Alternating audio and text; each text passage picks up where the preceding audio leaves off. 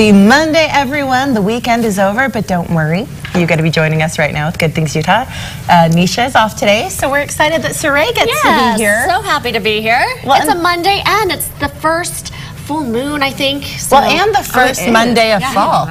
Right? Yes, was it Saturday or Friday? See, and I'm not Sunday ready for was you the to first full day. Yeah. I don't know how I feel about it. I'm excited for the fall clothing. Like, I want to bring in the sweaters and the boots, but I'm sad. I know your sweater's It's 70 degrees today. Yeah. But I'm wearing a sweater. Breaking it out. And I think a lot of it is because I was in California last week and I was warm, and it's so cold here. Yeah, it's chilly, it's the same temperature that it was when I was in California. Did you have such a good time? It was a really fun time, and thank you, Saray, for filling in for me. Yeah, you got it. When I was gone. But no, we go on this trip with our friends every single year, and it's always such a fun trip to do.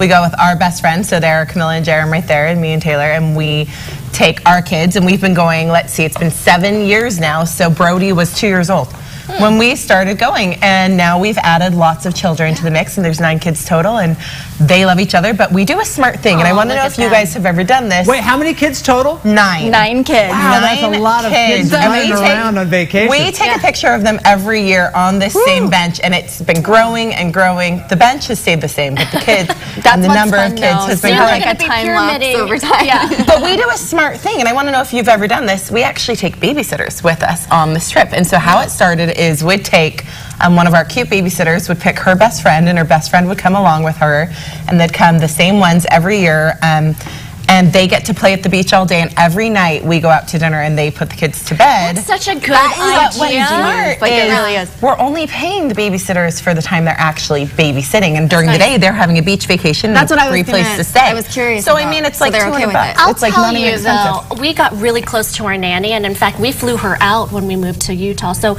it's one of those bonds where, yeah, she can come on vacation. We haven't done it yet, but great idea. Well, it was interesting this year because our babysitter, since we've been doing it so long, is now married. So this year, Melissa brought her husband Brady. And then bring And her that own was her kids best in the friend. backyard. I know. But by the time they're having their own kids, I'm thinking our kids will have, our oldest right now is 10.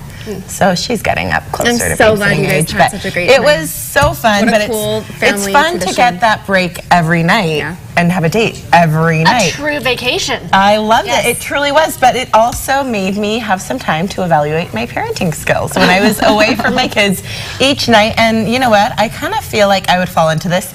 Let me know, Saray, if you do this or if you feel like you maybe will do this. It says, move aside helicopter moms. So there's the moms like constantly hovering and being around, which nothing wrong because I'm sure I do that a lot of the time.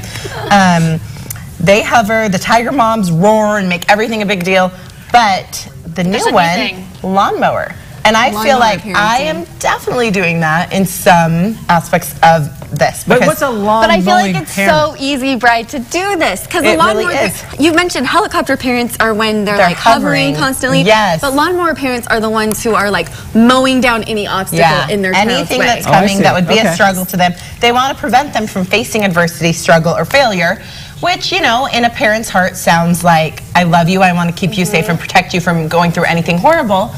But if you see it in the grander scale, in the greater picture, obviously you aren't preparing your kids to grow up in the real adversity. world And it's their interesting, struggles, you know? last week we brought up the same kind of thing, that it kind of takes away from their confidence, being able to do their own thing, like fold their own laundry or put away their stuff, use the glassware instead of the plastic.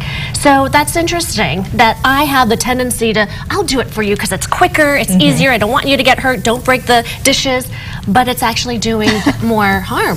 Yeah. We sent my brother off on a mission last week, and it was interesting because like the last 3 months have been spent seriously like teaching him every little thing we could think of, like how to do laundry, how to navigate a grocery store, and what recipes to cook on a budget. And it's like all these little things that, I don't know, that we wanted to make easy for him growing up. And I say it like he's mine, like he's my child. Well, he kind of is. I mean, you're the oldest He's sister. like, yeah, but like they're like, it's like you cram to have them like hurry and learn it all at one time. And I don't know, I And it's think important there's that you something do. to But I do think there's something to like letting them deal with their own challenges and like teaching them things progressively as they grow up, because it was a little bit stressful. What do you think, Brad? Because when I went on my mission, I had not done any of those things. None of them. I mean, I didn't know how to wash clothes. I didn't know how to cook. None of those things. And so it was a cramped session for me too. And so it would have helped out a lot if I was younger and kind of had been introduced to that stuff along the way. But do you wish that as a younger child you had started young doing it, or maybe in hindsight, senior yes, year but not as or a high kid, school? right?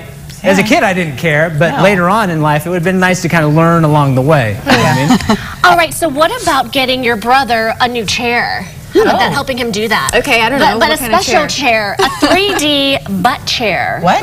Yeah. So IKEA wants to get the ultimate gaming chair just for you. You know gaming is pretty big here in Utah, but right? I'm shocked. This is IKEA? Do you put it together yourself? A gaming No. So they want to do 3D printing on your behind.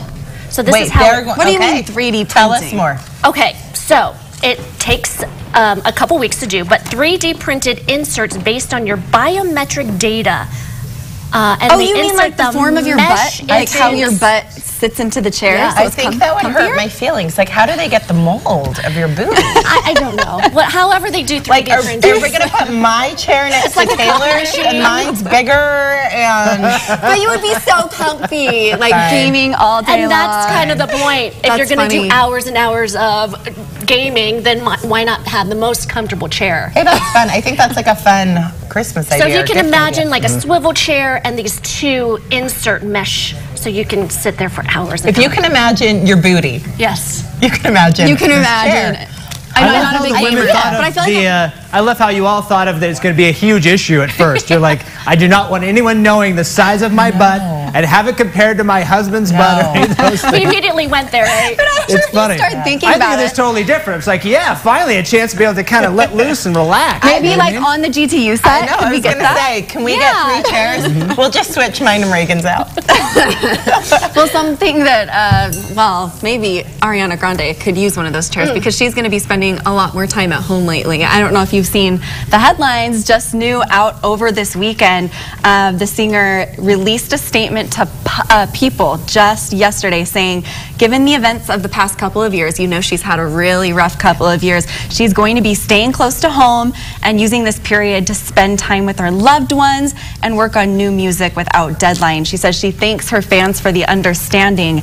Now, this is something that, as you know, like goes back a couple of years because it was just in 2017 that when she was in Manchester performing, that suicide bomber set off an explosive device. Right. Do you remember that? Yes. Yes, It was With everything going on just now with her, I'd forgotten about that. Right, and so that, she says, has really taken a toll on her, and she pushed through it at the time. She took a little bit of time off the tour at that moment, but then she jumped right back into work, and she said it's just finally now caught up to her. So that, combined with Mac Miller's death recently, I don't know if you knew, the two dated for quite some time.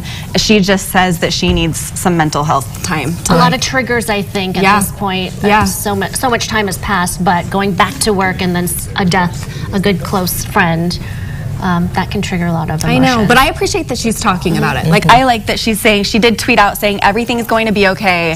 She just needs a little time for me. And I totally respect that and just wish her the best. That's in headlines all over the place right now.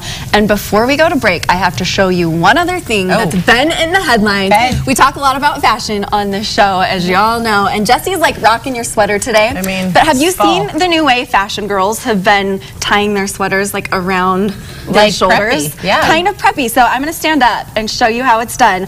I want our viewers to weigh in and let us know like if you would rock this or if you wouldn't, because it's kind of weird. So you're actually normally doing it like this, right? Like up over the shoulders. So that's over the not new. shoulders. That's not new. What they're saying is you stick one arm through. Oh, wait, this is not what I was thinking. I feel a little ridiculous, right? I don't know if you like tie it under the boob or like anyway. It depends on what you want to maybe over to the showcase that. side. Like where does it? Took the words Depends right on out of your my mouth, Jess. confidence level. Okay. But it's supposed to be sideways, so it's like a little more sophisticated. They say Actually, like mixed prints. somehow that looks cute on you right now, I'm not going to lie. I don't know if it I will does. never do that in my life. Like, is it fine? I will be more likely to get the butt chair than get You're right. that on my body. I feel like it could be like, I don't know, pretty good. Anyway, this is what people are doing. I want to know. Go onto our Facebook page and let us know if you would wear this I want to see people rock it. I think it could be you're fun. going to need a sweater when you take the airplane, when Yes. you take flight. When we come back, we learn the do's and don'ts of airplane etiquette.